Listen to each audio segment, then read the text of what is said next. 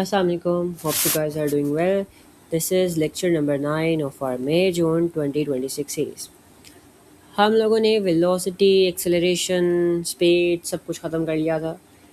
अब हम आ गए हैं आखिरी मरहले पे और अब बचा है हमारे graphs, speed time graph and distance time graph. ठीक है, तो ये स्टार्ट करते हैं.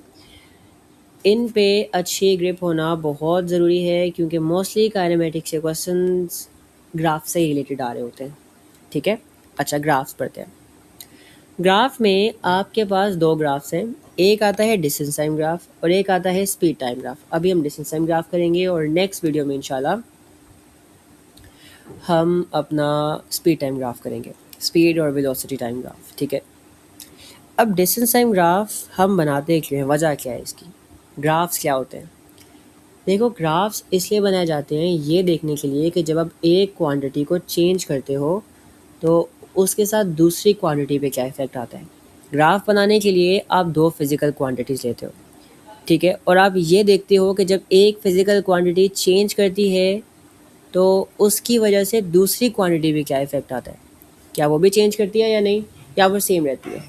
ठीक है, तो डिस्टेंस टाइम ग्राफ हमें ये बताता है कि जो ऑब्जेक्ट डिस्टेंस कवर कर रहा है ना, वो किस तरह चेंज कर रहा है with respect to time. Okay, अच्छा हम पहले ग्राफ बना के देखते हैं, फिर ज़्यादा आसानी से समझ आएगा ग्राफ क्या होता है. एज्यूम करो मेरे पास एक कार थी और वो इस डायरेक्शन में जा रही थी, गाड़ी मूव कर रही थी, राइट. अब हम लिखेंगे एक्स वाई, क्यों लिखे, हम यहाँ पर लिखेंगे कि टाइम के साथ साथ ये जो गाड़ी डिस्टेंस कवर कर रही थी वो किस तरह वेरी करता है, किस तरह चेंज करता है. मैं कहता हूँ आपकी गाड़ी ने चलना स्टार्ट किया, ठीक है, और 1 सेकंड के बाद आपकी गाड़ी ने, पहले तो 0 सेकंड्स में आपकी गाड़ी ने 0 मीटर का डिस्टेंस कवर किया. 1 सेकंड के बाद आपकी गाड़ी ने जो डिस्टेंस कवर कर लिया वो हो गया 10 मीटर्स. 2 सेकंड्स के बाद आपकी गाड़ी ने जो डिस्टेंस कवर कर लिया वो हो गया 20 मीटर्स. 3 सेकंड्स के बाद जो डिस्टेंस कवर किया गाड़ी ने वो हो गया 30 मीटर्स. 4 सेकंड्स के बाद जो डिस्टेंस कवर किया वो हो गया 40 मीटर्स. ठीक है, आपको ये डाटा गिवन है, आपको ये गिवन है कि जिस तरह टाइम चेंज कर रहा है हो रही है आपको आपका डिस्टेंस भी चेंज हो रहा है. ठीक है, अब बीच में ट्रेंड्स निकालने के लिए और बहुत इंपॉर्टेंट और डिटेल्स निकालने के लिए हम लोग ग्राफ बनाते हैं. ग्राफ बनाने के लिए आप क्या करते हो, अपने एक्स और वाई एक्सिस पे वैल्यूज प्लग इन करते हो. ये हॉरिजॉन्टल वाला एक्सिस जो होता है इसे कहा जाता है एक्स एक्सिस और वर्टिकल एक्सिस को बोला जाता है वाई एक्सिस. एक्स एक्सिस पे हम लोग टाइम लेते हैं और वाई एक्सिस पे हम लोग अपना डिस्टेंस लेते हैं. ठीक है, और एक स्केल होता है, स्केल का मतलब है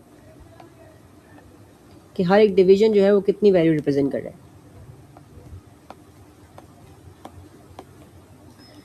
1 2 3 4 5 10 20 30 40 50 मैंने वैल्यूज लगा दी. ठीक है, अब हम अपनी वैल्यूज प्लॉट करेंगे. हमें पता है कि 0 सेकंड्स पे गाड़ी ने 0 मीटर्स का डिस्टेंस कवर किया, हम 0 0 पे एक मार्क लगा देंगे. और उसके बाद हमें पता चला कि 1 सेकंड के बाद जो गाड़ी ने डिस्टेंस कवर किया वो हो गया 10 मीटर्स, तो हम यहाँ पे एक मार्क लगा देंगे. 1 सेकंड के बाद जो गाड़ी ने डिस्टेंस कवर किया वो हो गया 10 मीटर्स. ठीक है, यहाँ पे एक मार्क लगा दिया. 2 सेकंड्स के बाद जो गाड़ी ने डिस्टेंस कवर किया वो हो गया 20 मीटर्स. तो 2 सेकंड्स के बाद जो डिस्टेंस कवर किया वो कितना था, जो डिस्टेंस कवर किया वो 20 था, तो हम यहाँ पे एक मार्क लगा देंगे. ठीक है, ये हमने मार्क लगा दिया. अच्छा, फिर हमें पता चला कि 3 सेकंड्स के बाद गाड़ी ने जो टोटल डिस्टेंस कवर किया था वो 30 हो गया. 3 सेकंड्स के बाद जो डिस्टेंस कवर किया वो कितना हो गया, वो हो गया 30 पे हमने एक मार्क लगा दिया. ठीक है, 4 सेकंड्स के बाद आपने जो डिस्टेंस कवर किया वो हो गया 40, राइट.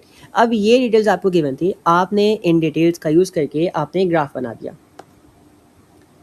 ये बन गया आपका ग्राफ. मैंने एक स्ट्रेट लाइन बना दी जो इन सब पॉइंट से पास करेगी, आपका ग्राफ बन गया. अब ग्राफ बनाने का क्या फ़ायदा है, ग्राफ हमें क्या दे रहा है ये देखते हैं. देखो, ग्राफ से हम लोग बहुत कुछ निकाल सकते हैं।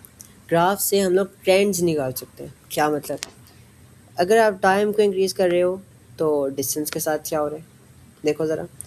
आप जैसे जैसे टाइम को इंक्रीज़ कर रहे हो डिस्टेंस भी आपका इंक्रीज़ हो रहा है ना।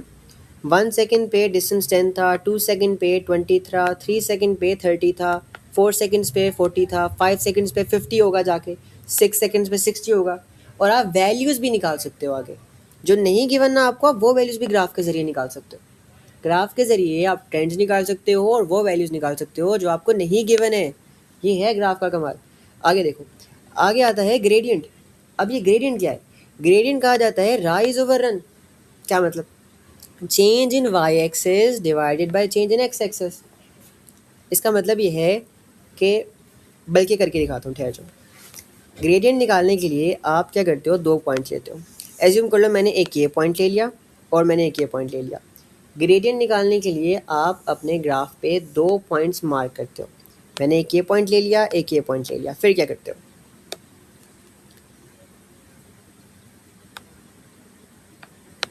ग्रेडियंट निकालते हैं कैसे? ग्रेडियंट निकालते हैं change in Y axis divided by change in X axis. अब ये ट्रायंगल क्या है? ये ट्रायंगल है डेल्टा, और इस डेल्टा का मतलब है चेंज। ठीक है, अच्छा।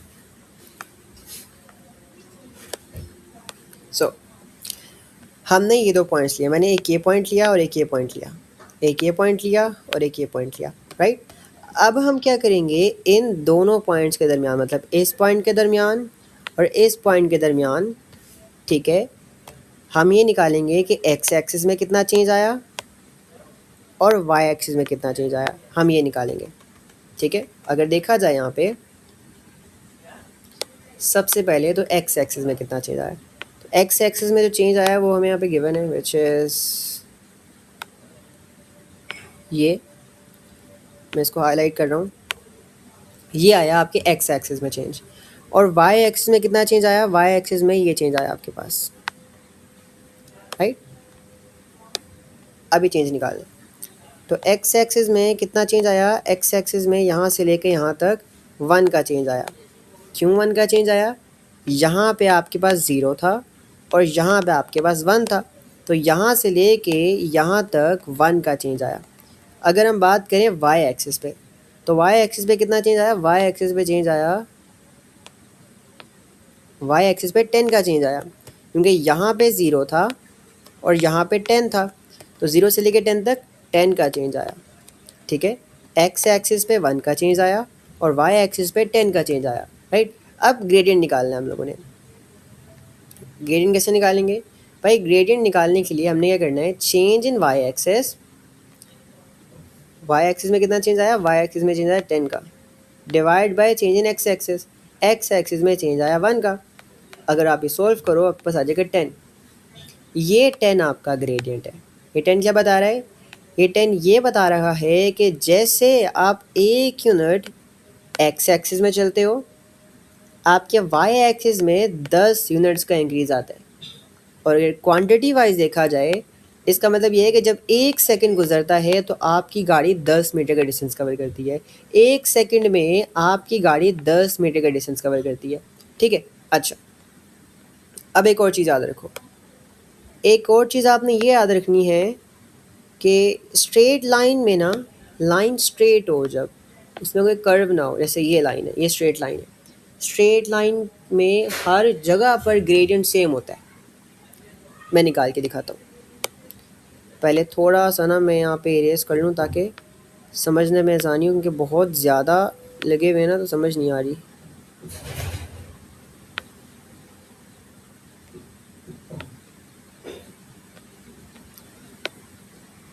कुछ चीज़ें यहाँ से थोड़ी सी रिमूव कर देते हैं।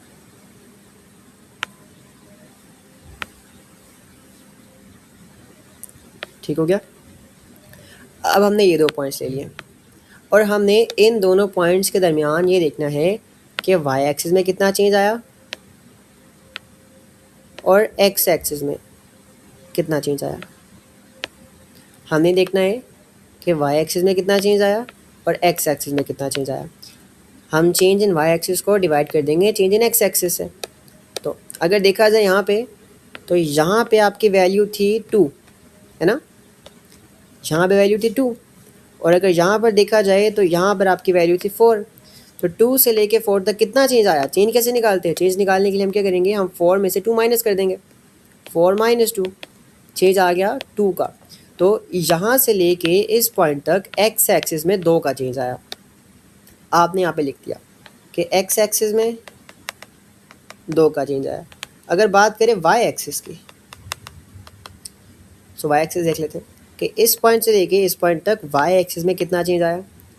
इस पॉइंट पे जो वैल्यू थी आपकी, इस पॉइंट पे जो आपकी वैल्यू थी वो 20 थी, और इस पॉइंट पे जो आपकी वैल्यू थी वो 40 थी, राइट। तो 20 से लेके 40 तक कितना चेंज आया? चेंज कैसे निकालते हैं? 20 माइनस 40, सॉरी 40 माइनस 20, 20 का चेंज आया, है ना।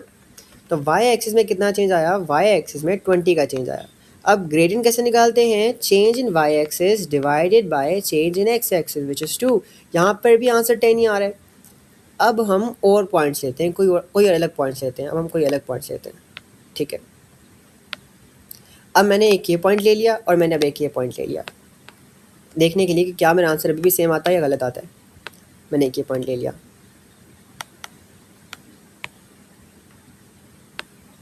एक ये पॉइंट ले लिया, ठीक है। अब मैं कलर यूज़ करूँगा, कोई डिफरेंट कलर, पर्पल यूज़ कर लेते हैं ताकि हम डिफ्रेंशिएट कर सकें। तो इस पॉइंट से लेके इस पॉइंट तक एक्स और वाई एक्सिस में कितना चेंज आया ये निकालना है हमें। इस पॉइंट से लेके इस पॉइंट तक जो एक्स एक्सिस में चेंज आया वो तो बहुत आसान है, 4 का चेंज आया, क्योंकि 0 से स्टार्ट हो रहा है ना। तो 4, 0 से लेके 4 तक 4 का चेंज आया। और इस पॉइंट से लेके इस पॉइंट तक वाई एक्सिस में कितना चेंज आया? वाई एक्सिस में 40 का चेंज आया। 0 से शुरू हो रहे हो और 40 तक जा रहे हो तो 40 का चेंज आया, राइट। निकालते हैं अब। सो एक्स एक्सिस में एक्स एक्सिस में जो चेंज आया इट वाज 4 का, और वाई एक्सिस में जो चेंज आया इट वाज 40 का। तो still you can see 40 divide by 4, still आपका आंसर 10 आ रहा है। तो एक बात याद रखो, when you have a straight line, line जब कर्व नहीं होगी ना, इस तरह जब बिल्कुल स्ट्रेट लाइन होगी, चाहे वो ऐसी हो, चाहे वो ऐसी हो, चाहे वो ऐसी हो, चाहे वो ऐसी हो, वो रिप्रेजेंट कर रही होती है कांस्टेंट ग्रेडियंट। इसका ग्रेडियंट कांस्टेंट है। हम तब से change in Y axis divide by change in X axis कर रहे हैं। वाई एक्सिस पे क्या पड़ा हुआ है? वाई एक्सिस पे पड़ा हुआ है डिस्टेंस, और एक्स एक्सिस पे पड़ा हुआ है टाइम। ज़रा देखो, डिस्टेंस डिवाइड बाय टाइम क्या होता है? डिस्टेंस डिवाइडेड बाय टाइम आपको स्पीड देता है। तो डिस्टेंस टाइम ग्राफ का जो ग्रेडियंट होता है, ये ग्रेडियंट आपको स्पीड दे रहा होता है, राइट। अच्छा, ये आपको स्पीड दे रहा होता है। जिस तरह का ग्रेडियंट होता है उस तरह की स्पीड होती है। फॉर एग्जांपल यहाँ पे आपका क्या था? यहाँ पे आपका ग्रेडियंट कांस्टेंट है। Gradient is not changing, it is uniform, it is constant. इसका मतलब है स्पीड भी कांस्टेंट है। और हम यहाँ पे देख भी सकते हैं स्पीड कांस्टेंट का मतलब क्या है। स्पीड कांस्टेंट का मतलब ये है कि हर सेकंड में जो आपकी गाड़ी डिस्टेंस कवर कर रही है वो सेम है, राइट। देखो ज़रा, 0 से लेके 1 सेकंड में गाड़ी ने 10 मीटर का डिस्टेंस कवर किया। फिर दूसरे सेकंड में भी गाड़ी ने 10 से 20 पे गई, फिर भी 10 मीटर का डिस्टेंस कवर किया। तीसरे सेकंड पे भी 10 मीटर का डिस्टेंस कवर किया, और चौथे पे भी 10 मीटर का डिस्टेंस कवर किया। डिस्टेंस जो गाड़ी कवर कर रही है एवरी सेकंड वो इक्वल आ रहा है, वो कांस्टेंट आ रहा है। उसका मतलब है स्पीड कांस्टेंट है, ठीक है। हमने क्या पढ़ा कि ग्राफ क्यों बनाते हैं, ग्राफ कैसे बनाए जाते हैं, और ग्राफ का ग्रेडियंट आपको क्या देता है। आई होप यहाँ तक सबको समझ आ गया हो, ठीक है। अब एक लास्ट चीज़ है जो आपको बतानी है, एक लास्ट चीज़ है जो आपको बतानी है, वो ये है कि भाई ग्रेडियंट डिपेंड्स ऑन स्लोप। फिर हम चलेंगे सीधा अपने ग्राफ्स के ऊपर। ग्रेडियंट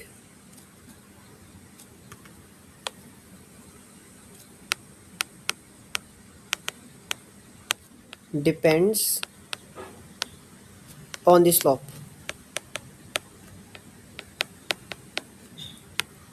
क्या मतलब? मेरे पास यहाँ पे 3 ग्राफ्स है। एक ग्राफ है ये, एक ग्राफ है ये, और एक ग्राफ है ये। मैं नाम देता हूँ, this is A, this is B and this is C. मैं आपसे पूछूं किसका ग्रेडियंट सबसे ज़्यादा है? आपको के सर तो पागल हो गए भाई, ना ही वैल्यूज़ डली हुई हैं, ना ही हमें बताया हुआ है ग्राफ कौन सा है, ना ही हमें कुछ बताया हुआ है। हमसे सीधा ग्रेडियंट ही पूछ लिया, कुछ पता ही नहीं हमें। अच्छा नहीं, मुश्किल नहीं, आसान है। देखो ग्रेडियंट डिपेंड करता है स्लोप पे। स्लोप कहा जाता है कि आपकी लाइन कितनी स्लांट है। अगर देखो ए बी और सी में से सबसे ज़्यादा स्लांट लाइन, वो लाइन जो सबसे ज़्यादा वर्टिकल के करीब है वो सी है। ए बी सी में से सबसे ज़्यादा स्लांट लाइन सी है। जितनी ज़्यादा स्लांट लाइन होगी उतना ज़्यादा ग्रेडियंट होगा। तो ए बी सी में से जो सी है इसका ग्रेडियंट सबसे ज़्यादा है। इसका जो ग्रेडियंट है वो सबसे ज़्यादा है, हाईएस्ट ग्रेडियंट, हाईएस्ट ग्रेडियंट। ठीक है, इसी तरह हम लोग डिटरमाइन करते हैं। अब आ जाओ पीछे।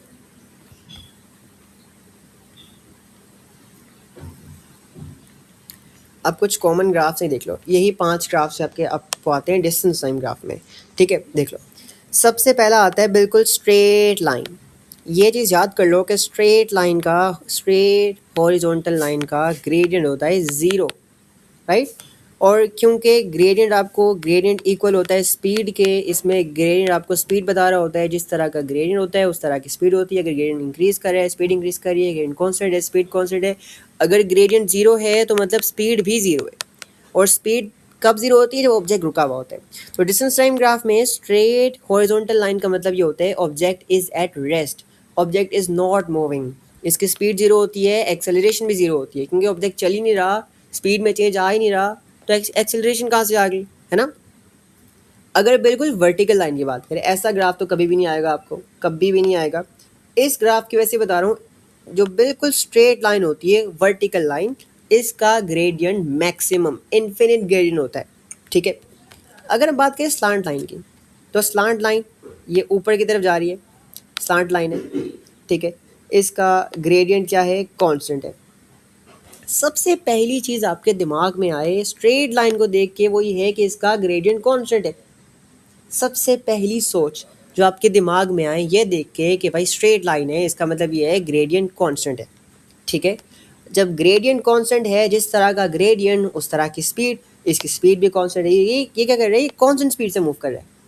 ठीक है, ये क्या कर रहा है? कांस्टेंट स्पीड से मूव कर रहा है। अब इसमें हम लोग थोड़ी सी वेरिएशन देखते हैं, इसमें हम लोग थोड़ी सी वेरिएशन देखते हैं। ये ग्राफ था ना,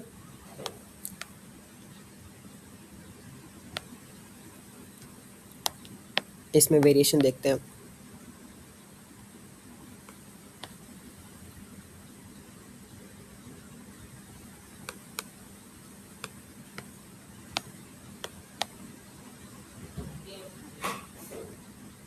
ठीक है, मैं ना ये चेंज कर रहा हूँ।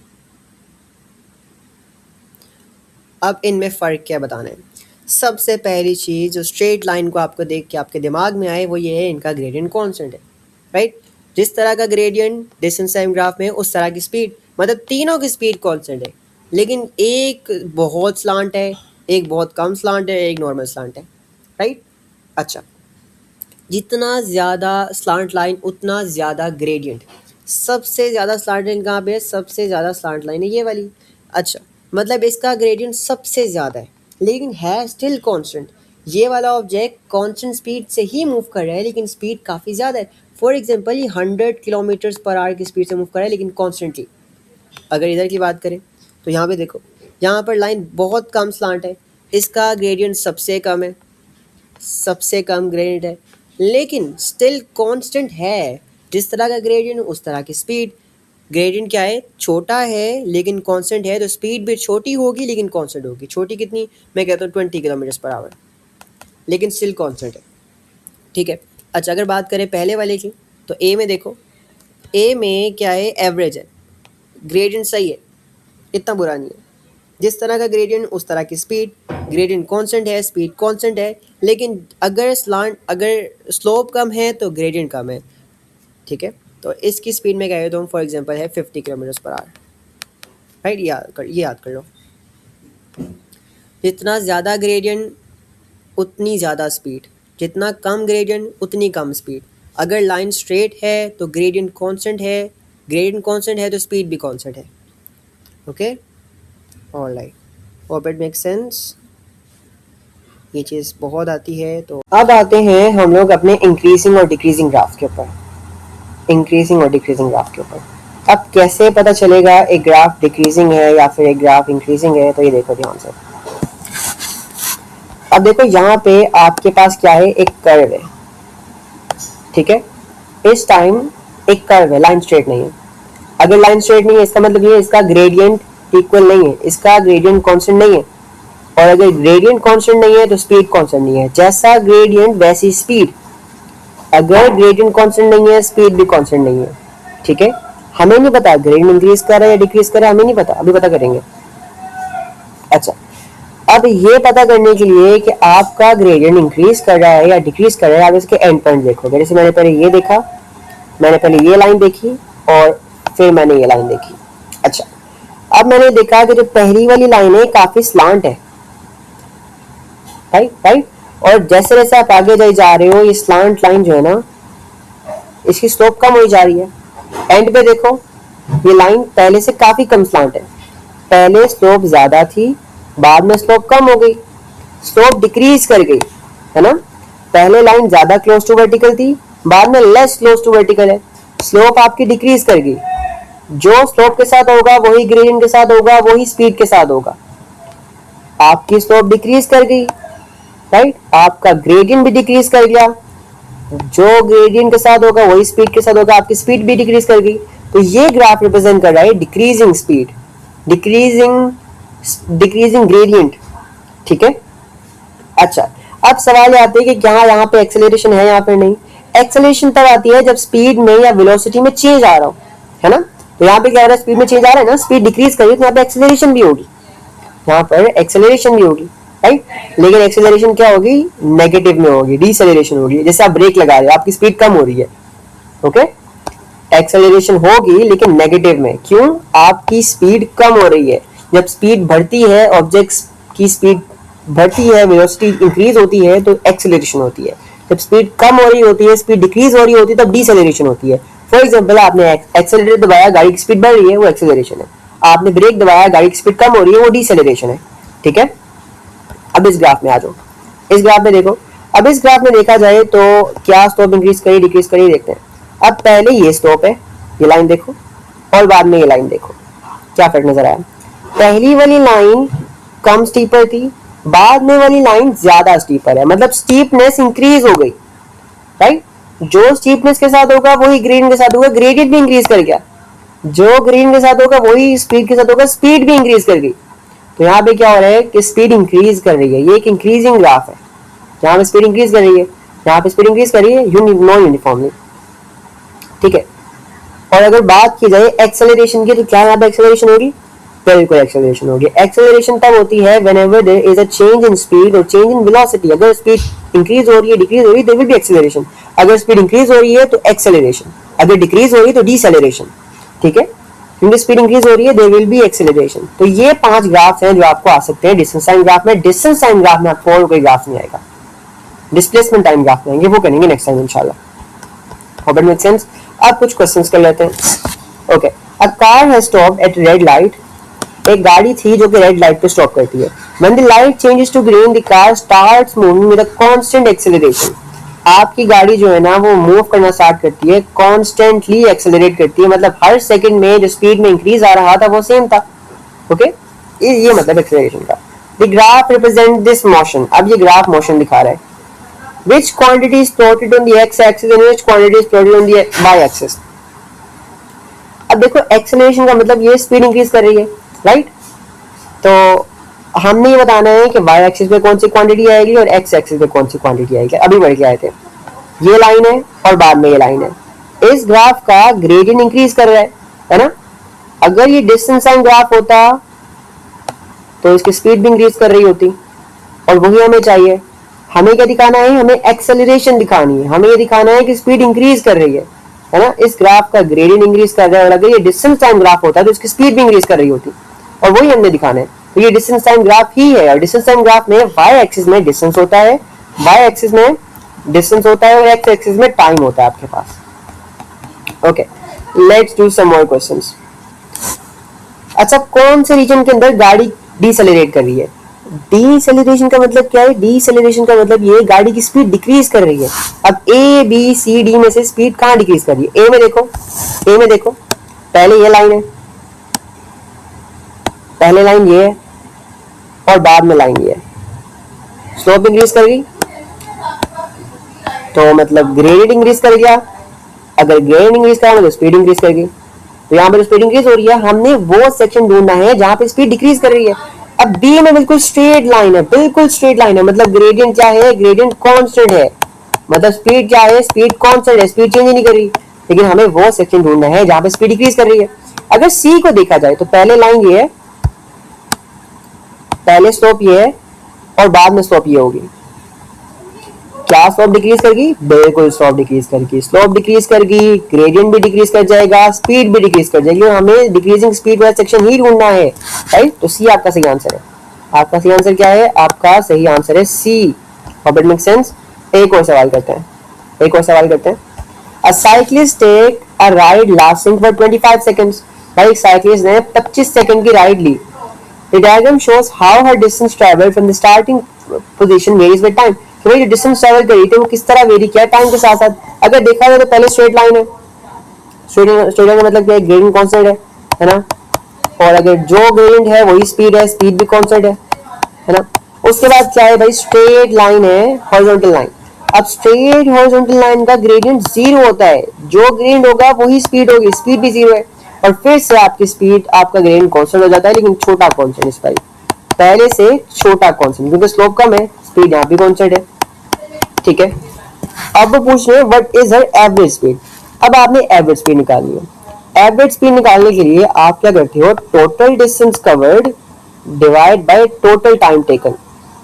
इस साइक्लिस्ट ने जो टोटल डिस्टेंस कवर किया होता है 150 मीटर, और जो टोटल टाइम इसको लगा कवर करने में 25 सेकंड से।